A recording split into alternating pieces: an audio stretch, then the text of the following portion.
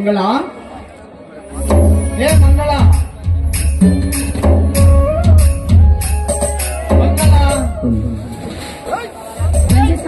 ಅಂದಾಗೆ ಕೈಯಲ್ಲಿ ಚೀಲ ಹಿಡಿದುಕೊಂಡು ಬಂದಿರಲ್ಲ, ಯಾಕೆ ಅಂತ? ತೆಗೆದುಕೋ ಕಣೆ. ಈ ಬಾರಿ ಈ ಭೂತಾಯಿ ನೀಡಿದ ಬಂಗಾರದ ಫಸಲು. ಈ ವರ್ಷ ಈ ರೈತ ನೆಮ್ಮದಿಯಿಂದ ಬದುಕುವಂತಾಯಿತು. ರೀ, ಕಾಯಿಪಲ್ಲೆ ಎಲ್ಲ ಸವಾಲಿಗಿಂತ ಹೊದಿದ್ರಲ್ಲ, ಚೆನ್ನಾಗಿ ರೇಟ್ ಬಂದಿತ್ತೇನ್ರಿ? ಅನ್ನುವುದೇನಿದೆ ಮಂಗಳ? ಚೌಳಿಕಾಯಿ 100 ರೂಪಾಯಿ ಕೆಜಿ, ಬದನೆಕಾಯಿ 120 ರೂಪಾಯಿ ಕೆಜಿ, ಹಸಿ ಮೆಣಸಿನಕಾಯಿ 150 ರೂಪಾಯಿ ಕೆಜಿ, ಟೊಮಾಟೊ ಹಣ್ಣು 180 ರೂಪಾಯಿ 1 ಕೆಜಿ. ಪ್ರತಿದಿನ ಇದರಂತೆ 8,000 ರೂಪಾಯಿ. ಆದರೆ ಒಂದೇ ಒಂದು ತಿಂಗಳಿನಲ್ಲಿ ಸಾಹುಕಾರನಾಗಿ ಬಿಡುವೆ. ಯಾಕೆ ಮಂಗಳ, ನಿನ್ನ ಕಣ್ಣಲ್ಲಿ ನೀರು? ಆದರೂ ನಿಮ್ಮ ಜೀವನ ಎಂತ ಕಷ್ಟದಲ್ಲಿದ್ದರು ರಾತ್ರಿ ಹಗಲತಿ ಹೊಲಕ್ಕೆ ನೀರಾಶಿ ಬಂದಿದ್ದೀರಾ.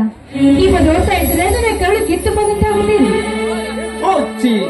ಈ ರೈತ ಹುಟ್ಟಿದ್ದೆ ಕಷ್ಟವೆಂಬ ನೊಗಕ್ಕೆ ಹೆಗಲ ಕೊಟ್ಟು, ಸುಖವೆಂಬ ಉಡಿ ಕಟ್ಟಿ, ಸಂತೋಷವೆಂಬ ಉತ್ತಿ ಬಿತ್ತಿ ಬೆಳೆಯೋದಕ್ಕೆ.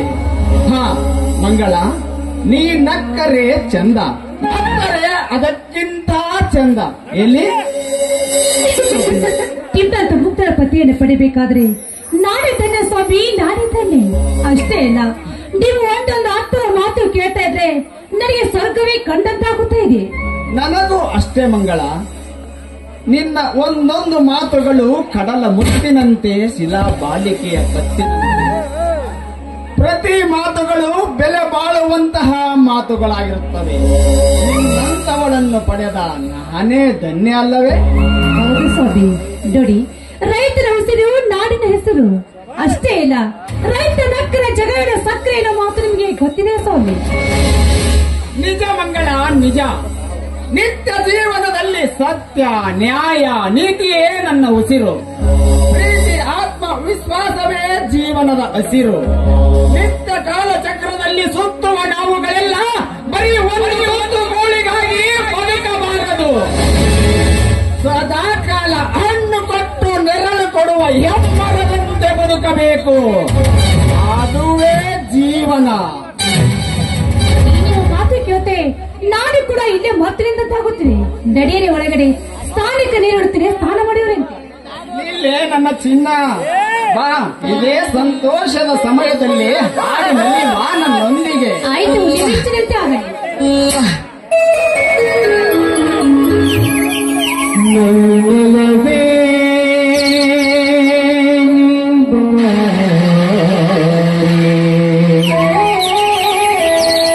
ನನ್ನ ಚೆಲುವೆ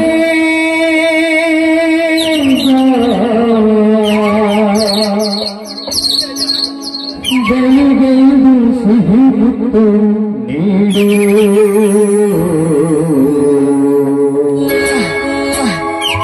ಸಿಹಿ ಮುತ್ತಿನ ಕಾಣಿಕೆ ನೀಡುವ ಸನಿಹಕ್ಕೆ.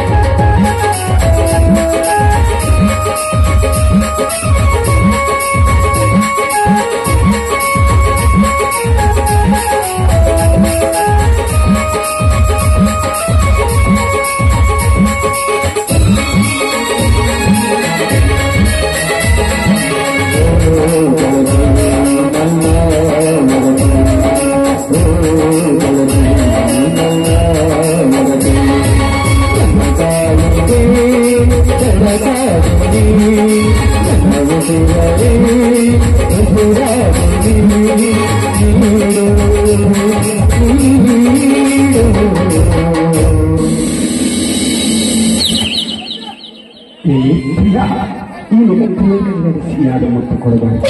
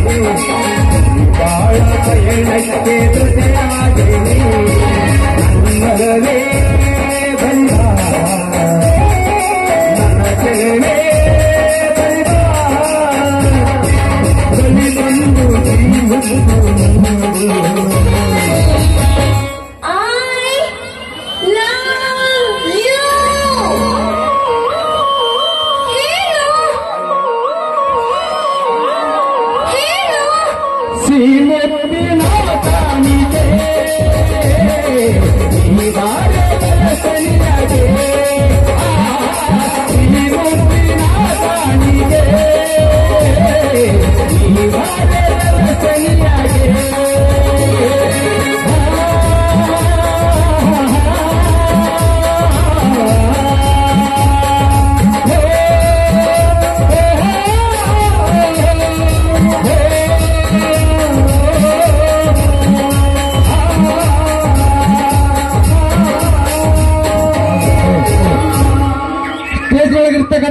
ಜನರು ದಯವಿಟ್ಟು ಪಾತ್ರಧಾರಿಗಳಿಗೆ ಇಲ್ಲಿ ಬಹಳ ತೊಂದರೆ ಆಗೈತಿ.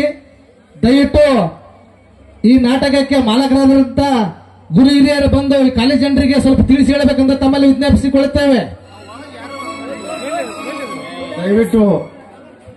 ದಯವಿಟ್ಟು ಇಲ್ಲಿ ಸಮಸ್ಯೆ ಆಗುತ್ತೆ. ಯಾರು ಖಾಲಿ ಜನರು ಆ ಕಡೆ ಹೋಗ್ಬೇಕು, ಸಮಸ್ಯೆ ಆಗಬಾರ್ದು. ಕಲೆಯನ್ನ ಪ್ರದರ್ಶನ ಮಾಡಲು ಸಮಸ್ಯೆ ಆಗುತ್ತೆ. ಯಾರು ಖಾಲಿ ಜನರು ಇಲ್ಲಿ ಬಾರದು. ಕಂಪನಿಗೆ ಮತ್ತು ಪಾತ್ರಧಾರಿಗೆ ಯಾರಾದರೂ ಆಯ್ಕೆ ಮಾಡಲಿದ್ದರೆ ಈ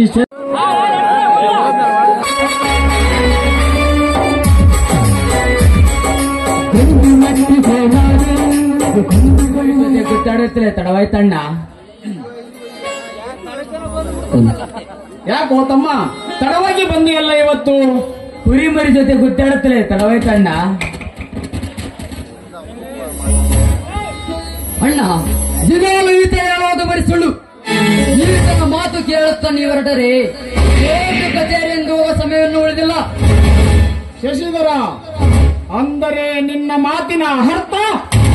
ಇಡೀ ಸುತ್ತು ಹತ್ತಳೆಯ ಜನ ಸುಮ್ಮನಿರುವಾಗ ಈತನೊಬ್ಬನ MLA ವೀರಗೌಡರ ಮನೆಗೆ ಹೋಗಿ ವಿಮಾನ ನಿಲ್ದಾಣಕ್ಕೆ ಒಂದು ಇಡೀ ಮಣ್ಣು ಕೂಡ ಕೊಡುವುದಿല്ലെಂದು ಸವಾಲು ಹಾಕಿ ಕತ್ತಿದ್ದರೆ ನೋಡಿಕೊಳ್ತೇನೆಂದು ಬಂದಿದ್ದಾನಂತೆ.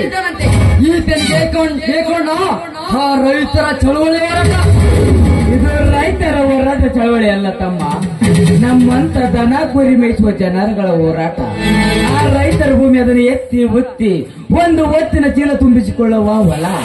ಅದನ್ನು ಬಿಟ್ಟು ಬೇರೆ ಕಡೆ ಕರ್ರ ಭೂಮಿ ಇದ್ರು ನೋಡಿಕೊಂಡ್ರದ ತಪ್ಪ? ಅದು ನನ್ನ ದೃಷ್ಟಿಯಲ್ಲಿ ತಪ್ಪೆ. ಅಲ್ಲಿ ವಿಮಾನ ನಿಲ್ದಾಣ ಹೋದರೆ ನಮ್ಮ ಊರು ದೊಡ್ಡ ಸಿಲಿಕಾನ್ ಸಿಟಿಯಾಗಿ ಬೆಳೆಯುತ್ತೆ.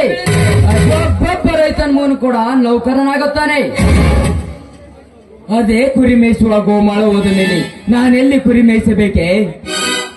ಅಣ್ಣ, ಇವನ ಮಾತು ಮಿತಿ ಮೀರುತ್ತದೆ. ಇವನ ಮಾತು ಕೇಳುತ್ತಾ ಸುಮ್ಮನೆ ನಿಂತಿರುವಲ್ಲ. ಇವನಿಗೆ ಸರಿಯಾಗಿ ತಿಳಿಸಿ ಹೇಳು. ಆ ಗೌಡ ತಂಟೆ ಬಿಡಿಸು, ಇಲ್ಲಾಂದ್ರೆ ಏನು ಮಾತನಾಡ್ತಲೇ ಬೇಕಪ್ಪ? ನಿನ್ನ ಇವನ ಮಾತು ಕೇಳಿ ಇದ್ದ ಕುರಿಯ ಮಾರಬೇಕೆ? ಇಲ್ಲ ಏಣಿಯಾಗಿ ಆ ಗೌಡನ ಕಾಲಿಗೆ ಬಿದ್ದು ಕ್ಷಮೆ ಕೇಳಬೇಕಾ? ಇವೆರಡರಲ್ಲಿ ಒಂದು ಆಗಲೇಬೇಕು. ಸಾಕಲ್ಲ ಶಶಿಧಾರ, ನೀನು ಸರಿಯಾಗಿ ಮಾತನಾಡು. MLA ಆದ್ರೇನು, ಮಂತ್ರಿ ಆದ್ರೇನು, ಆ ವಿಷಯದಲ್ಲಿ ನಾನು ಯಾರ ಮಾತು ಕೇಳೋದಿಲ್ಲ. ನೀನಲ್ಲದೆ ಇದೇ ಮಾತನ್ನು ಬೇರೆ ಆಡಿದರೆ ಆ ಸಿಂಧೂರ ಲಕ್ಷ್ಮಣ ಗೌಡನವನ ರುಂಡವನ್ನು ತೆಗೆದಂಗ ಅದರ ರುಂಡವನ್ನು ತೆಗೆದು ಬಿಟ್ಟಿದ್ದೆ. ಧರ್ಮಣ್ಣನ ಎದುರಿಗೆ ನಿನ್ನ ಮಾತೆ. ನೀನೀಗ ಒಳಗೆ ನಡೆ. ಕರೆದುಕೊಂಡು ಹೋಗ ಇವನನ್ನು. ಯಾಕಣ್ಣ, ಇವನ ಮಾತು ಕೇಳಿ ನೀನು ಕೂಡ ಗೌಡನಿಗೆ ಎದುರಿಯಾಗಿ ಏಡಿಯಾಗಿ ನಡೆಯಂತೀಯ? ಇಲ್ಲ ಈ ಜಗದ ರೈತರ ಅವನಿಗೆ ತಲೆಬಾಗಂತೀಯ? ಬೇರು, ನೀನೀಗ ಒಳಗೆ ನಡೆ. ಇದು ನನ್ನ ಆಜ್ಞೆ. ಸರಿ, ಬಾತಿಗೆ ಹೋಗೋಣ. ಅಣ್ಣ, ಇವ ನಾರಣ್ಣ ನಮ್ಗೆ ಬುದ್ಧಿವಾದ ಹೇಳೋದಕ್ಕೆ ಎಷ್ಟು ಮಾತಾಡಕ್ಕೆ ಏಕೆ ನೀವು ಕರೆ ಕೊಟ್ಟಿ? ಇವನೇನು ನಮ್ಮ ಸ್ವಂತ ಒಡ ಹುಟ್ಟಿದವನ? ಇವನೊಬ್ಬ ಅನಾಥ. ಇನ್ನೊಮ್ಮೆ ಸಂಬೋಧಿಸಬೇಡ ಅನಾಥನೆಂಬ ಶಬ್ದವನ್ನು. ಇದನ್ನೆಲ್ಲ ನಿನಗೆ ಯಾರು ಹೇಳಿಕೊಟ್ಟರು? ನಿನಗೇನು ಗೊತ್ತು ಅವನ ಚರಿತ್ರೆ? ನಿನಗಿದನ್ನೆಲ್ಲ ಆ MLA ವೀರನಗೌಡ ಹೇಳಬೇಕಲ್ಲವೇ? ಹೌದು, ಅವನೊಬ್ಬ ಮನೆ ಮುರುಕ. ಆ ಮನೆ ಮುರುಕನ ಮಾತುಗಳನ್ನು ಕೇಳಿ ನಿನ್ನ ಮನೆ ಮುರಿದುಕೊಳ್ಳಲು ಬಯಸುತ್ತೀಯ? ಅವನು ಮಾಡುವ ಕೆಲಸ ನಿನಗೆ ಸರಿ? ಈ ಧರ್ಮರಾಜನಾದ ಧರ್ಮದ ನುಡಿಯನ್ನು ನೀವು ಕೇಳದೆ ಹೋದರೆ ಮುಂದೊಂದು ದಿನ ಇದೇ ಧರ್ಮದ ನುಡಿ ಕಿಡಿಯಾಗಿ ನಿಮ್ಮನ್ನೇ ಕೊಲ್ಲುತ್ತದೆ. ಎಚ್ಚರ. ನೀನು ಕೂಡ ಬೀರನ ಮಾತಿನಂತೆ ಆಡಿದರೆ ಅದನ್ನು ಎದುರಿಸಲು ನಾನು ಸದಾ ಸಿದ್ಧ. ನನಗೆ ಆ ಗೌರವತೆ ವೇದಾಖ್ಯ. ಅಯ್ಯೋ ಶಿವ ಶಿವ, ಶಾಲೆ ಕಲಿತು ಸಾಹೇಬನಾಗಲೆಂದು ನಾನು ಬಯಸಿದರೆ ಆ ಗೌಡನ ಸೆಳೆತಕ್ಕೆ ಸಿಕ್ಕು ಏನೇನೋ ಮಾತನಾಡುತ್ತಿದ್ದೀಯಲ್ಲೋ ತಮ್ಮ. ಇದೇ ಗಂಭೀರವಾಗಿ ಮುಂದುವರೆದರೆ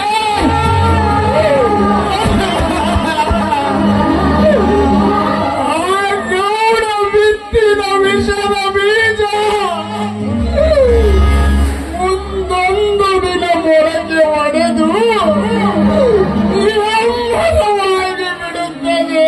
ನಾನೇನು ಮಾಡಲಿ ಬಸವೇಶ್ವರ, ನಾನೇನು ಮಾಡಲಿ?